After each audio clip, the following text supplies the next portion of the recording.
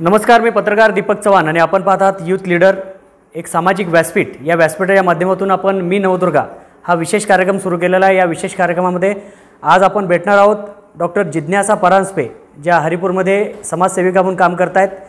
हरिपूरमध्ये मोफत वाचनालयसुद्धा त्यांनी सुरू केलेलं आहे आणि याचबरोबर विविध सामाजिक, मग रोटरी क्लब असेल किंवा वेगवेगळ्या माध्यमातून त्यांनी हरिपूरवासियांची सेवा केलेली आहे आणि आजही करत आहेत. नवदुर्गा म्हणून आज आपण त्यांच्याकडून त्यांच्या संपूर्ण कार्याची माहिती जाणून घेणार आहोत. प्रथमतः यूथ लीडरमध्ये आपलं स्वागत आहे.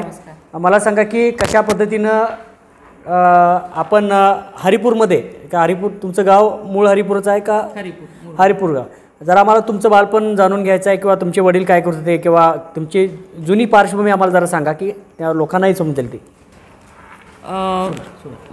माझं मूळ गाव हरिपूर. माझ्या आजोबांपासून भिष्यकरत्न गणेश पांडुरंग परांजपे यांच्यापासून इथे वैद्यकीय व्यवसाय गेली जवळजवळ 125 वर्ष चालू आहे. तीच परंपरा पुढे चालवण्याचा मी प्रयत्न करत आहे. गेली 25 वर्ष हरिपूरमध्ये माझा आयुर्वेदिक दवाखाना आहे आणि आता कोल्हापूरहून येऊन मी हरिपूरमध्ये सकाळच्या वेळामध्ये प्रॅक्टिस करते.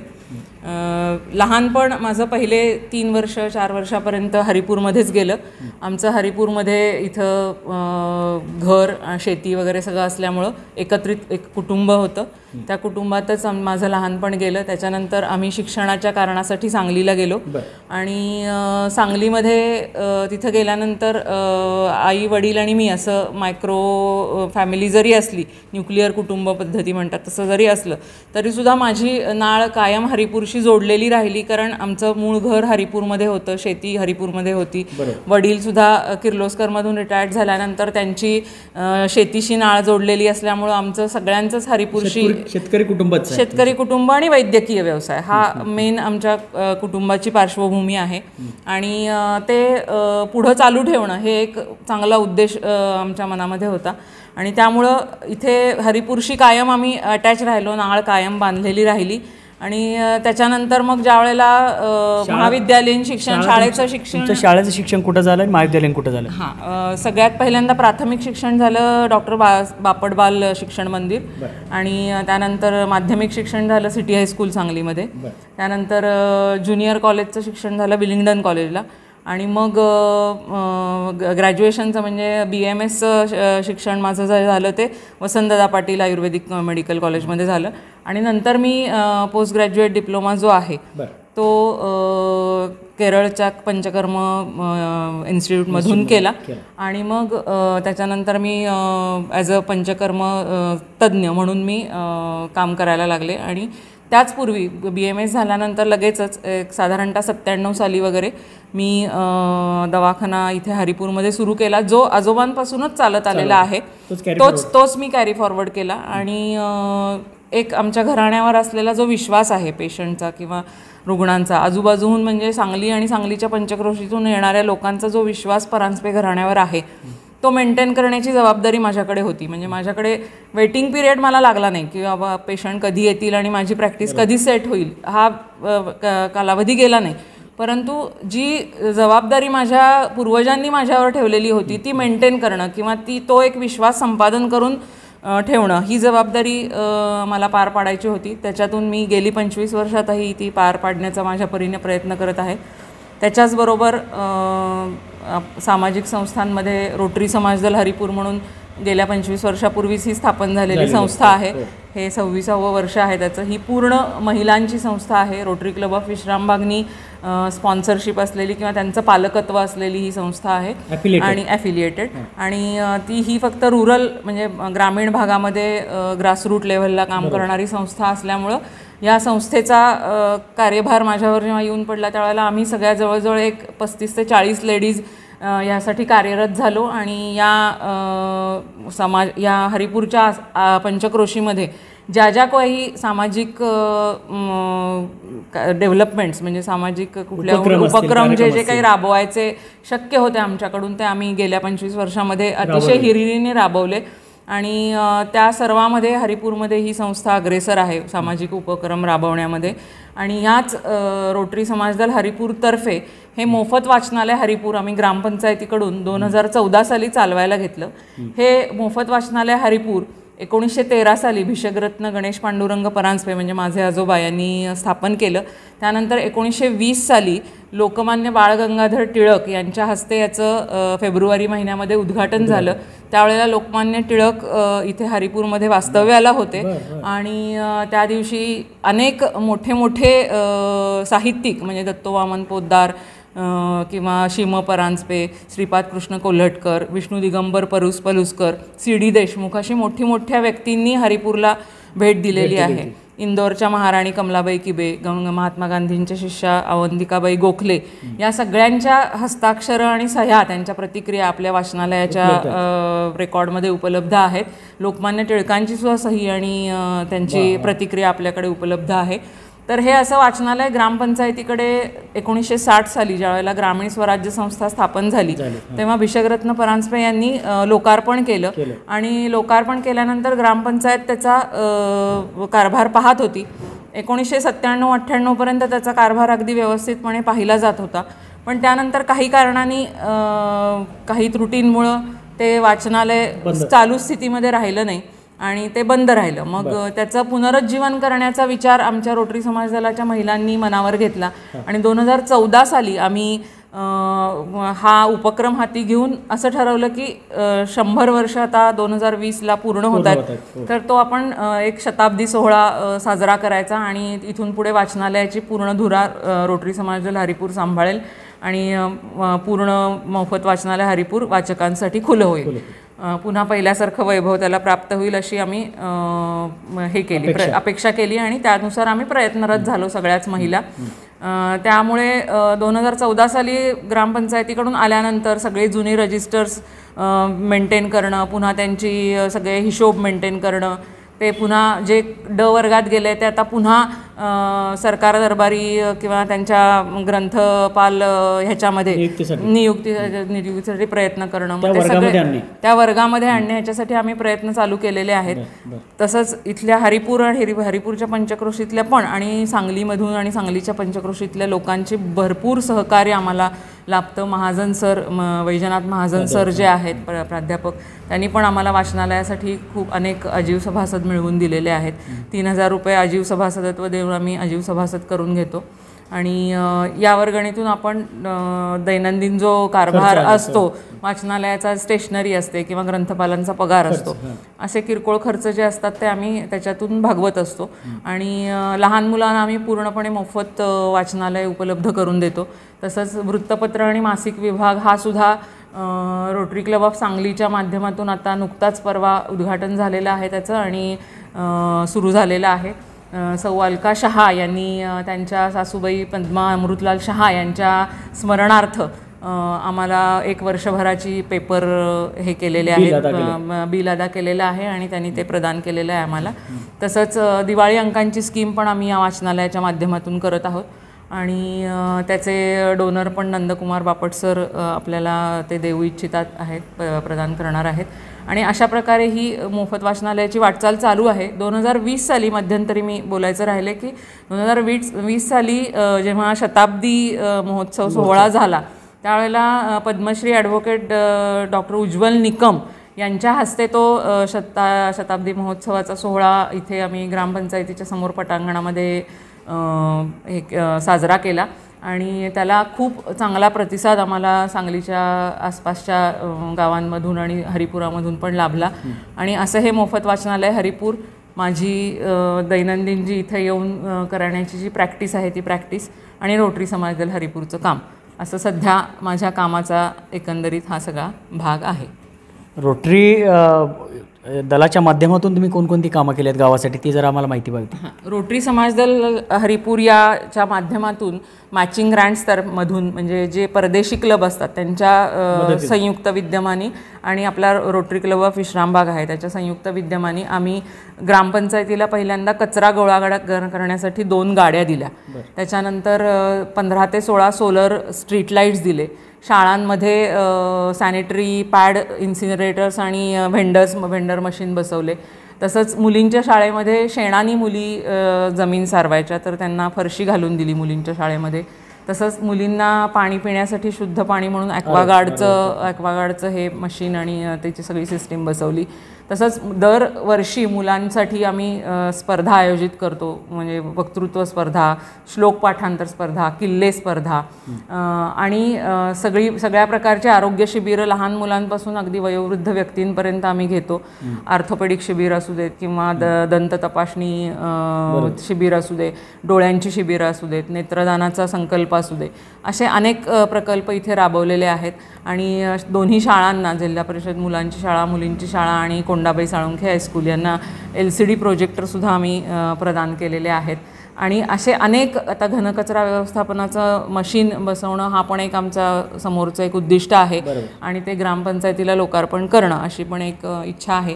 तर ती पण आता पूर्ण होईल अशी आशा करूया. आणि अशा प्रकारचे अनेक, म्हणजे आता वेळ पुरणार नाही इतके प्रोजेक्ट्स आम्ही गेल्या 25 वर्षामध्ये केलेले आहेत. त्यातले जे महत्त्वाचे प्रोजेक्ट्स होते ते मी आपल्यासमोर आता सांगितले. तुमचं नियोजन असतं किंवा काय माणूस वगैरे आहे का तुम्ही मगाशी म्हणत होता त्या पद्धतीने, कसं हे मॅनेजमेंट कसं? म्हणजे दवाखान्याच्या बाबतीत किंवा OPDच्या बाबतीत तर मला स्वतःलाच ते हँडल करावं लागतं. म्हणजे सकाळचे 10 ते 1 हा वेळ आहे तो मला एकटीला आणि माझे कोण जे दवाखान्यातले सहकारी आहेत, सहकारी इन द सेन्स जे असिस्टंट आहेत, म्हणजे कंपाऊंडर आहे किंवा साफसफाई कामगार आहेत, तर यांच्याबरोबरच मला हे पण ॲज अ डॉक्टर मलाच तिथे थांबावं लागतं किंवा माझा अटेंडन्स कंपल्सरी असतो. कारण विश्वास हा भाग असा असतो की डॉक्टरला सबस्टिट्यूट चालत नाही. त्याच्यामुळे कधीही पेशंट असं म्हणतात की 2 दिवस तुम्ही येणार नसला मॅडम तर आम्ही औषध घेत नाही कोणाकडे, आहे असं अंगावर काढू, पण आम्ही 2 दिवसानंतर तुम्हालाच दाखवू. इतका विश्वास त्या परंपरा जी चालत आलेली आहे त्याच्यापासून चाललेला असल्यामुळं तो आता सध्या मेंटेन करण्याचा प्रयत्न आहे. आणि बाकी रोटरी समाजदल हरिपूर ही संस्था तर हे टीमवर्क आहे, हे माझ्या एकटीचं काहीच नाही आहे. हे 1997 साली ज्या वेळेला स्थापन करण्याची चर्चा आमची चालली होती त्यावेळेला रोटेरियन अरुण परचुरे हे रोटरी क्लब ऑफ विश्रामबागचे पास्ट प्रेसिडेंट होते आणि रोटेरियन श्रीकांत कुलकर्णी यांच्या अध्यक्षतेखाली त्यावर्षी आमचा रोटरी समाजदल हरिपूर ही संस्था स्थापन झाली. आणि त्यांच्या प्रेरणेतून आम्ही ह्या 35-40 महिला गेले जवळजवळ 25 वर्ष काम करत आहे आणि सर्व महिलांचं अतिशय उत्तम प्रकारे सहकार्य लाभतं आणि प्रत्येक गोष्टीत, प्रत्येक प्रोजेक्टमध्ये हिरिरीने सहभाग घेण्याची त्यांची इच्छा असते आणि त्याप्रमाणे ते कार्यान्वित पण होतं. आणि बेसिकली प्रत्येकजण आपापल्या घरचं काम व्यवस्थित करून मग तो वेळ, उरलेला जो वेळ असतो तो समाजासाठी देण्याला तत्पर असतात. आणि या सगळ्यांच्या सहकार्यातून, या सगळ्यांच्या परिश्रमांमुळंच आज रोटरी समाजदल हरिपूरला जी हरिपूरमध्ये आणि हरिपूरच्या बाहेरसुद्धा अगदी रोटरीच्या आंतरराष्ट्रीय पातळीवर जी काही दखल घेतली गेली आहे त्याचं सगळं श्रेय ह्या आमच्या सगळ्या टीमला जातं. आणि त्यांनी जो काही आजपर्यंतचा सहभाग दिलेला आहे त्याच्यामुळं हे नावारूपाला आलेली ही संस्था आहे. आणि त्याच्यातूनच उत्पन्न झालेलं हे दुसरं अपत्य, म्हणजे उत्पन्न तर झालेलंच होतं, फक्त ते पुन्हा आम्ही चालवायला घेतलं, पुनरुज्जीवित करायचा जो प्रयत्न केला मोफत वाचनालय हरिपूरचा, तो पण ह्या सगळ्या महिलांच्या सहकार्याशिवाय शक्य नव्हता. इवन आपल्या हरिपूरमधली पण काही सुजाण वाचक आहेत किंवा सुजाण पुरुष वर्ग आहे की त्यांनी पण आम्हाला ह्याच्यासाठी सहकार्य केलं. कोंडाबाई साळुंखे हायस्कूलचे माळी सर असतील, रिटायर्ड मुख्याध्यापक सतीश खंडागळे असतील, विकास हणबर असतील सरपंच, शंकरराव रेणाविकर असतील किंवा बाकी सगळेच राजकीय पातळीवर त्यांच्या शक्तीनं काम करणारे पण, त्यांनी मदत करणारे पण लीडर्स असतील. तसंच ग्रामपंचायतीतल्या कर्मचाऱ्यांचं पण आम्हाला सतत सहकार्य लाभत असतं. आणि सफाई कामगार असू देत किंवा एक फोन केला की सगळ्या गोष्टी व्यवस्थित मॅनेज होत असतात. आणि त्यांच्याकडून सगळ्या प्रकारचं सहकार्य लाभत असल्यामुळं उदय कदम म्हणून आहेत आमचे, ते पण अतिशय चांगल्या प्रकारे आम्हाला सहकार्य करतात प्रत्येक बाबतीत. गुरुप्रसाद जमदग्नी आहेत. तर हे सगळे आम्हाला अतिशय चांगल्या प्रकारे सहभाग देतात. महाजन सरांनी तर आम्हाला खूप अजीव सभासदत्व करून दिलेले आहेत, जवळ 90च्या पर्यंत.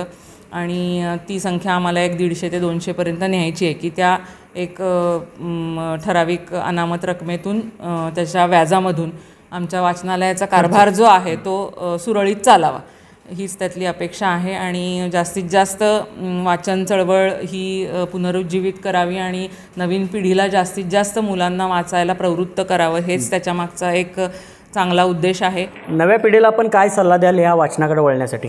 तर ह्या मोफत वाचनालय हरिपूरच्या माध्यमातून आम्ही हा उपक्रम खास मुलांसाठीच सुरू केलेला आहे की मुलं इथे येतील, वाचतील आणि त्यांना जी वाचन संस्कृती आहे त्याची एक गोडी लागेल.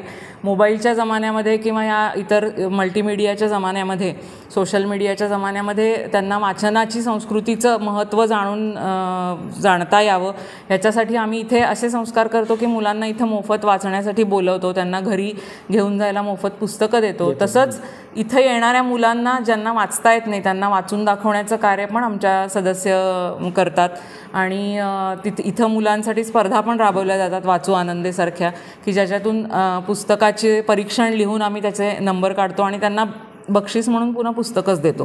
तर अशा पद्धतीनं आता येत्या 15 ऑक्टोबरला वाचन प्रेरणा दिन आहे, तर त्या वाचन प्रेरणा दिनाच्या निमित्तानं पण आपण वाचनालयामध्येच लहान मुलांसाठी, शाळेतल्या दोन्ही झडपीच्या शाळांमधील मुलांसाठी आणि हायस्कूलमधल्या मुलांसाठी कार्यक्रम घेणार आहोत. आणि वाचन चळवळ चालू ठेवण्यासाठी जे शक्य आहेत ते प्रयत्न आम्ही आमच्या रोटरी समाजदल हरिपूरच्या टीमतर्फे आणि मोफत वाचनालयाच्या कार्यकारिणीतर्फे आम्ही करत आहोत. तर नक्कीच या उद्या डॉक्टर जिज्ञासा परांजपे यांनी 1920 सालचं हे वाचनालय आज पुनर्जीवन केलेलं आहे. विशेष म्हणजे आत्ताचा आपण जमाना पाहिला तर तो ऑनलाईनचा जमाना आहे, मोबाईलचं युग आहे, इंटरनेटचं युग आहे. या युगामध्ये एका क्लिकमध्ये तुम्हाला पाहिजे ते साहित्य मोबाईलवर सुद्धा उपलब्ध होऊ शकतं आणि सध्या त्याकडे सुद्धा कल नव्या पिढीचा आहे.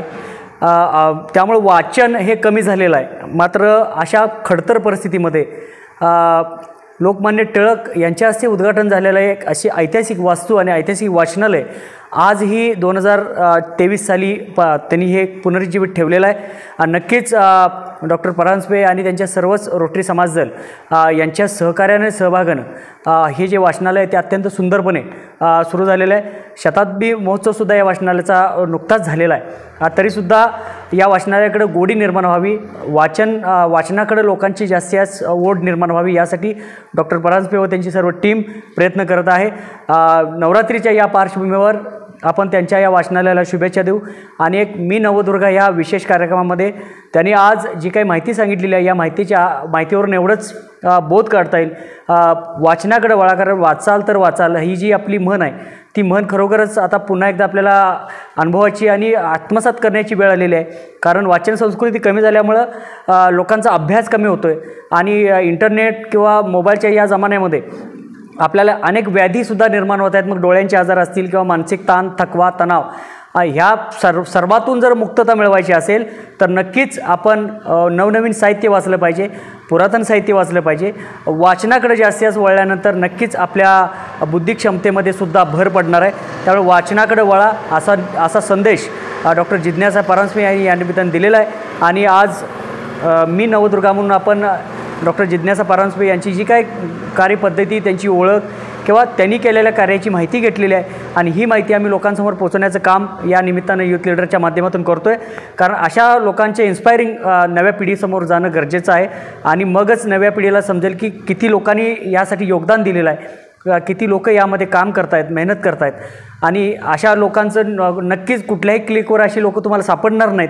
मात्र आमच्या माध्यमातून अशी लोक समाजासमोर पोहोचवण्याचं काम मी नवदुर्गा या माध्यमातून केलं आहे. मॅडम, तुमच्या पुढील कार्यासाठी आमच्या नक्कीच शुभेच्छा राहतील. हे वाचनालय जास्तीत सभासद संख्येनं आणखीन वाढावं आणि हे भविष्यात चांगलं वाचनालय आणखीन व्हावं यासाठी आमच्या नक्कीच शुभेच्छा राहतील. तुमच्या रोटरी समाजदलच्या संपूर्ण टीमला, वाचनालयाच्या सर्व टीमला आमच्या यूथ लीडरच्या शुभेच्छा राहतील आणि नवरात्रीच्याही तुम्हाला शुभेच्छा राहतील. धन्यवाद. धन्यवाद.